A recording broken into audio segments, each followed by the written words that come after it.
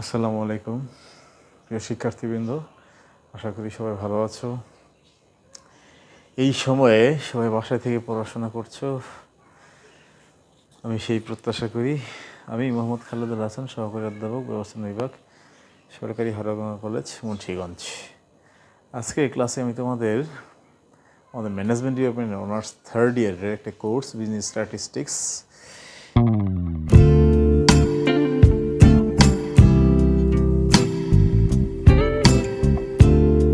এই ক্লাসের একটা ক্লাস নিব। অলরেডি অনেকগুলি ক্লাস নিয়েছি।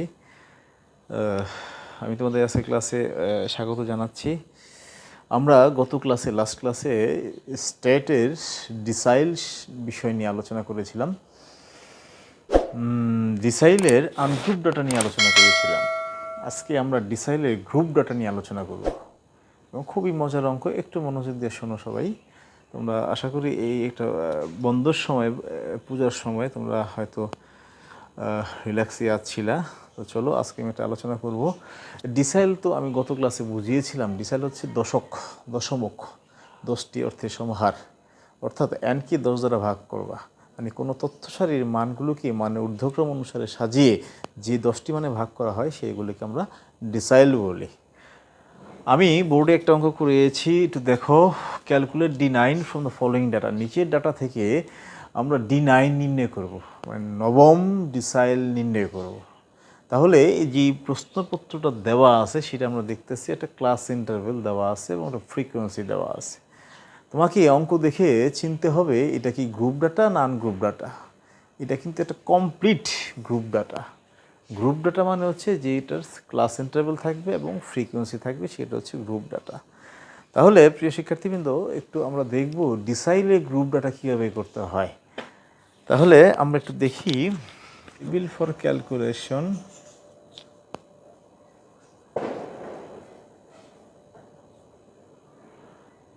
Calculation of D9। তাহলে এই D9, প্রিয় শিক্ষার্থীবৃন্দ, আমি তোমাদের হয়তো বুঝিয়েছিলাম মিডিয়ান, কোয়ার্টাল, পার্সেন্টাইল, ডিসাইল। এই প্রত্যেকটা ম্যাথ যখন তুমি পরীক্ষার হলে করবে তখন কিন্তু এই প্রত্যেকটা অঙ্ক করার সময় সিকোয়েন্স, টেবিল এবং ফর্মুলা একই, জাস্ট একটু প্যাটার্ন চেঞ্জ। এবং এই চারটা নির্ণয় করার সময় টেবিলে অতিরিক্ত একটি কলাম লাগবে, সেটা হচ্ছে কিউমিউলেটিভ ফ্রিকোয়েন্সি। তাহলে কিউমুলেটিভ ফ্রিকোয়েন্সি থাকতে হবে। কিউমুলেটিভ ফ্রিকোয়েন্সি কিন্তু আবার দুই প্রকার, একটা হচ্ছে লেস দেন কিউমুলেটিভ ফ্রিকোয়েন্সি, একটা হচ্ছে মোর দেন কিউমুলেটিভ ফ্রিকোয়েন্সি। এই অঙ্ক করতে, বিশেষ করে মিডিয়ান, কোয়ার্টাল, পার্সেন্টাইল এবং ডিসাইল করতে গেলে তোমাকে লেস দেন CF লাগবে। তাহলে আমরা টেবিলে এই চারটা জিনিস করতে গেলে টেবিলে প্রশ্নপত্রে যা দেওয়া থাকবে তার চাইতে একটি কলাম তুমি অতিরিক্ত করবে, তাহলে তুমি মিডিয়ান, কোয়ার্টাল, পার্সেন্টাইল এবং ডিসাইল নির্ণয় করতে পারবে। এটা একটু মনে রাখার একটা টেকনিক। তাহলে আমরা সংক্ষিপ্ত লিখলাম CF। আমি আবারও বলি, পরীক্ষা হলে তোমরা CF লিখবে না, কিউমুলেটিভ ফ্রিকোয়েন্সি মানে ক্রমযোজিত গণসংখ্যা। তাহলে ক্রমযোজিত গণসংখ্যাটা কী জিনিস?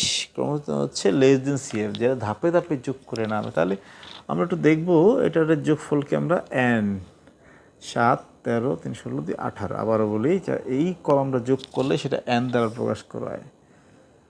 তাহলে আমরা দেখতেছি এই কয়টা যোগ করলে 18 হয়। লেস দেন CF বানাইতে হয়, যা থাকবে উপর থেকে ধাপে ধাপে যোগ করে নামবে, যা অতীতে অনেকগুলি ক্লাসে আমি আলোচনা করেছি। 3, 4, 7, 7, 6, 13, 13, 3, 16, 16, 2, 18। অর্থাৎ যা থাকে প্রথমটা যা থাকবে তা বসাবো, তারপরে 3 আর 4 যোগ করে যেটা হবে সেটা আমি এগুলো একাধিক বুঝিয়েছি। এখন আমরা D9 নির্ণয় করব। প্রিয় শিক্ষার্থীরা একটু দেখো, আমি পার্শ্ববর্তীতে একটু দেখাই। Determination of D9। প্রথমে আমরা ক্লাস নির্ণয় করব, D9 এর ক্লাস। লোকেশন অফ D9 সমান সমান সাইজ অফ, আমরা এটা কী করবো, অ্যান্ড বা 10। এটার ব্যাখ্যা আমি তোমাদের আগের ক্লাসে বুঝিয়েছিলাম, এখন আর বোঝানোর প্রয়োজন নেই। 9 যা আছে তাই, N হচ্ছে 18 আর 10। তাহলে এটার ক্যালকুলেশন করলে কি হয় 16.2। তাহলে আমরা দেখলাম 16.2 অবজারভেশন। এই যে মানটা আসলো এটা আমরা নির্ণয় করব কী জন্যে, ক্লাস নির্ণয় করা যায়, মানে নবম ডিসাইল ক্লাস কোনটা। আমরা 16.2 আছে হচ্ছে কোনটা এখানে, তার মানে এটা হচ্ছে আমার, so that lies in the class 40 থেকে 50। সো D9 ক্লাস 40 থেকে 50, তাহলে এখানে আছে। সো এইটা হচ্ছে আমার D9 ক্লাস। এইবার আমরা মূল সূত্রে বসায় দিব, কি মূল সূত্র হচ্ছে D9 and 10 মাইনাস PCF, আর হচ্ছে F D9 ইন্টু C। তাহলে আমরা একটু দেখব, এতটুকু আমরা করলাম হচ্ছে কি জন্য, ক্লাস নির্ণয় করার জন্য।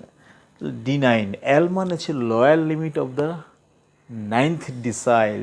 এই যে ক্লাসের নিম্ন সীমা হচ্ছে 40, আর এই এতটুকুর মান অলরেডি আমি একবার বসাইছিলাম 16.2। PCF হচ্ছে পূর্ববর্তী ক্রমজ গণসংখ্যা, মানে যে ক্লাসটা আসবে তার পূর্বেরটা, তার মানে হচ্ছে PCF হচ্ছে 16। আর এইটার হচ্ছে FD9, মানে এটা হচ্ছে আমার কি নবম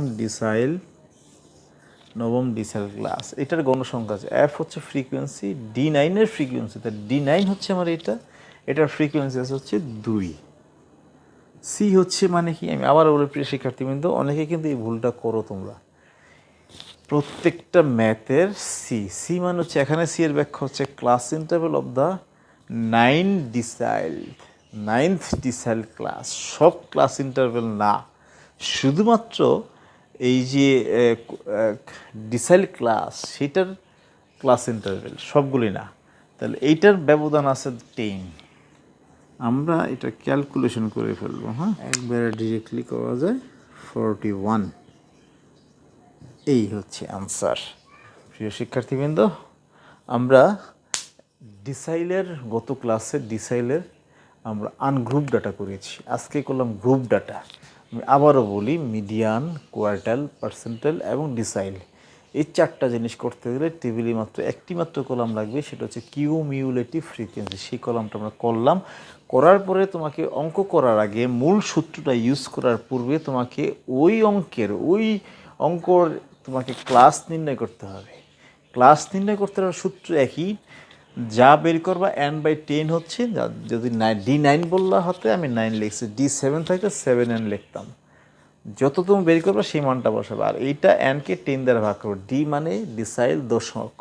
এই ক্যালকুলেশন করার পরে মানে হচ্ছে এই 16তম 2তম রাশিটা হচ্ছে আমার ক্লাস। তাহলে 16তম 2 রাশি গিয়ে দেখবো আমি CF-এ কোথায় আছে, যেখানে আছে সেই লাইনটাই হচ্ছে আমার 9th ডিসাইল ক্লাস। তাহলে এই 16তম 2 আছে আমার এই 18-র মধ্যে, যেখানে থাকবে সেটাই হচ্ছে তোমার কোয়ার্টার ক্লাস। তার মানে এই লাইন বরাবর সবগুলো হচ্ছে 9th decile class. 9th decile class হচ্ছে 40 থেকে 50, 40 থেকে 50। তাহলে লিখলাম দ্যাট লাইস, মানে এই লাইন বরাবর ক্লাসটা আছে, এই লাইন বরাবর ক্লাসটা আছে 40 থেকে 50। সুতরাং D9th ক্লাস হচ্ছে 40 থেকে 50। আমি আশা করি তোমাদের বোঝাতে পারতেছি। দ্যাট মিনস এটা করার পরে আমরা D9-এর মূল সূত্রটা ইউজ করব। D9-এর মূল সূত্র হচ্ছে এইটা এই L-এর ব্যাখ্যা হচ্ছে এই D9-তে নিম্ন সীমা, L মানে লোয়ার লিমিট। তাহলে D9-তে নিম্ন সীমা আছে 40, আর এই 9 আর এখানে একই জিনিস, এই মানটা বসাই দিলাম 16.2। PCF মানে হচ্ছে প্রিসিডিং কিউমুলেটিভ ফ্রিকোয়েন্সি, কার D9-তে। তাহলে D9-তে প্রিসিডিং কত আছে, পূর্ববর্তী 16 বসাইলাম। আর F মানে F ফর ফ্রিকোয়েন্সি, 9 ডিসাইলের ফ্রিকোয়েন্সি, এইটা 9 ডিসাইল, এইটা D9 ক্লাস। এর ফ্রিকোয়েন্সি হচ্ছে 2, C ফর ক্লাস ইন্টারভ্যাল। তাহলে পুরোটা ক্যালকুলেশন একবারে করলাম আমরা, 41 আসলো। তাহলে এর আনসার হচ্ছে 41। তো প্রিয় শিক্ষার্থীবৃন্দ, আমি আজকে তোমাদের ক্লাসটা নিলাম, সেটা হচ্ছে ডিসাইলের একটা গ্রুপ ডাটার কীভাবে ম্যাথমেটিক্স করবা, কীভাবে অঙ্কটা করবা, এটা সামগ্রিক বোঝানোর চেষ্টা করলাম। আশা করি তোমরা আমাদের আজকের ক্লাস থেকে এই ডিসাইলের গ্রুপ ডাটা কীভাবে অঙ্ক করতে হয় সেই নিয়মটা তোমরা আয়ত্ত করতে পেরেছো। তারপরে যদি অঙ্ক করতে গিয়ে যদি কোনো প্রবলেম হয় তোমরা আমার সাথে কমেন্টস করবা এবং অনলাইনে যোগাযোগ করবা। বাসায় বসে এই স্বাস্থ্যবিধি মেনে তোমরা একটু নিয়মিত পরিচর্যা করো এবং ক্লাসে পড়াশোনা করো। যেহেতু জাতীয় বিশ্ববিদ্যালয় চিন্তা ভাবনা করছে, সে খুব শীঘ্রই তার পরীক্ষা কার্যক্রম শুরু করবে। সো পরীক্ষা তোমরা পর্যায়ক্রমে পড়াশোনা স্টাডি করো এবং আমাদের ক্লাসগুলি অনলাইন ক্লাসগুলি নিয়মিত তোমরা প্রত্যেক স্যারের ক্লাসগুলি দেখো। পরবর্তী ক্লাসে আমন্ত্রণ জানিয়ে আজকে পর্যন্ত এই পর্যন্ত বিদায় নিচ্ছি। আল্লাহ হাফেজ।